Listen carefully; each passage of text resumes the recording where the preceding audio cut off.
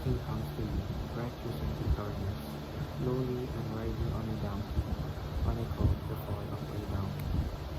Sa panalo, maghanap ka ng gusto o anak ng babae ng Bethlehem. Sumigaw ka ng malakas o anak ng babae ng Jerusalem. Narito ang iyong hari ay dumarating sa iyo. Siya ay matuwid at matagumpay, mapagkumbaba at nakasakay sa isang asno, sa isang batang asno na anak ng asnong babae. Teaching number 1. Zechariah's prophecy number 1. Jesus will come as a humble king. Ayon sa prophecy sa verse, darating si Jesus bilang isang hari, hindi katulad ng mga karaniwang hari na may kabangisan at karangalan, hindi bilang isang makapagbabang hari. Siya ay maglalakbay gamit ang isang asno, isang simbolo ng kababaan. So ay tumutukoy sa pagiging simple at kapagkumbabaan ng Panginoong Jesus. Teaching number 2. Jesus will be pierced on the cross. Ang pangalawang teaching mula sa prophecy ay nagpapakita ng sakripisyo ni Jesus. Siya ay dadaan sa paghihirap at magiging handang magbigay ng kanyang buhay sa pamamagitan ng pagpapako sa krus, isang paraan ng pagpapakita ng tunay na pagmamahal ng katauhan. Teaching number 3. Jesus will settle the nations.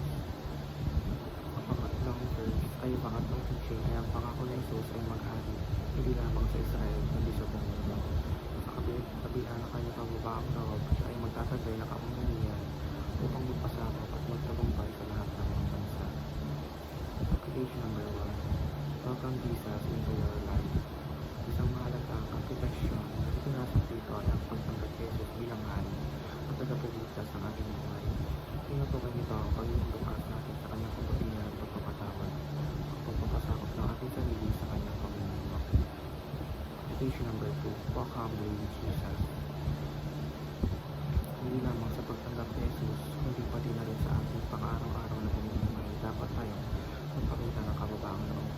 Ang buhay ni Jesus ay bilang isang may pagkumbabang hari ay isang halimbawa na dapat natin sundan sa ating mga relasyon at posisyon. Application number 3. Wait on God for He is a promise keeper.